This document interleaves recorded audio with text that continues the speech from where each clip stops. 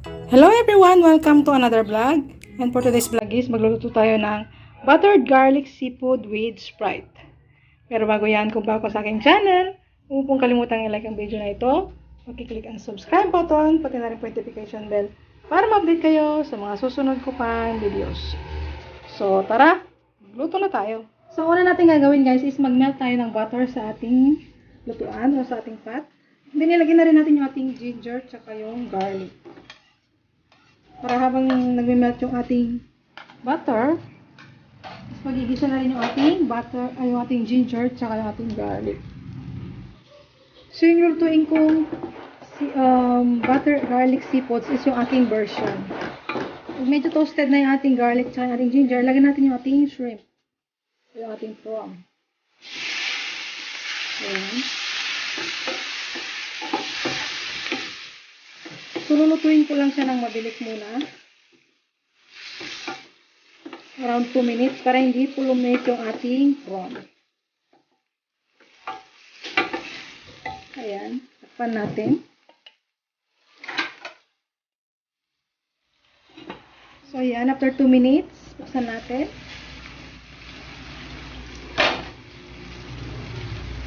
Then nag-change color na yung ating prawn.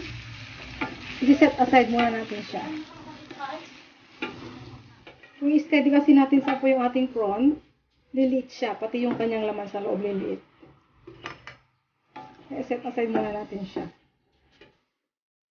So next natin na ilalagay is yung ating corn. Kasi yung corn po natin is matagal maluto. Mga around to 10-15 minutes yan. Para lumambot yung corn. So maglagay tayo ng konting Sprite, about half cup. And then takpan ngayon natin siya. Hintayin natin siyang lumambot. So after 15 minutes, ayan na yung ating corn. Ngayon is titimplahan na natin siya. Maglalagay tayo ng pepper.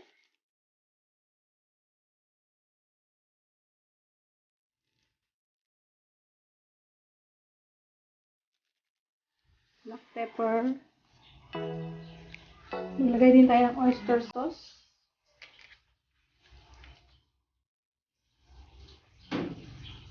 Ayan.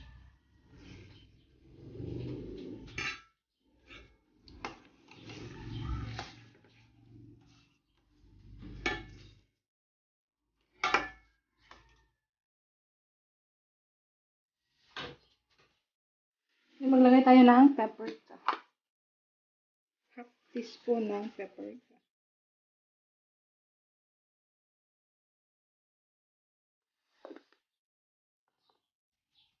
Then, saka natin ilagay yung ating tahong. Yung ating shell.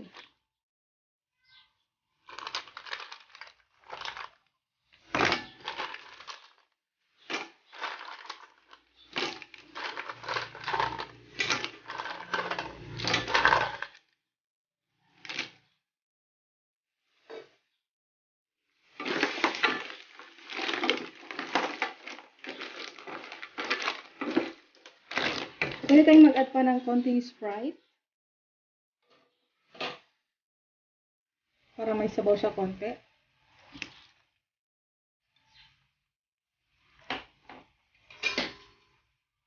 Yan, takpan. Takpan natin. Hanggang maluto yung ating shell o yung ating tahong. Ayan, dahil bumuka na yung ating tahong, buksan natin. Maglagay tayo ng sili. Pero optional lang to. Kung ayaw nyo manghang, huwag kang maglagay.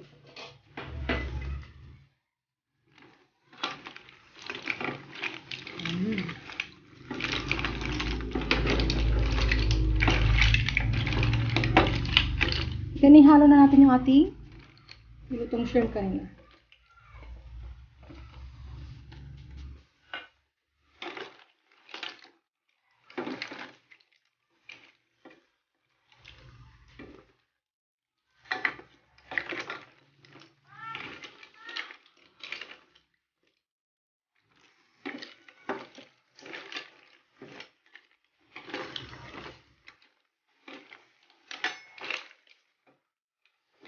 Ayan, luto na yung ating seafoods.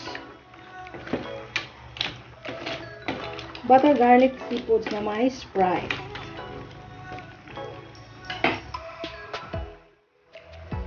So, garnish ko lang siya ng spring onion. Ayan. Para mabango naman siya. So, ayan. Okay na po yung ating butter garlic shrimp. So, I hope na nagustuhan niyo po yung ating video for today. Kung di pong kalimutang i-like ang video na ito, pakiclick ang subscribe button, pati na rin po yung notification bell para ma-update kayo sa mga susunod ko pang videos. And this is Mama Jing. See you on my next videos. Bye!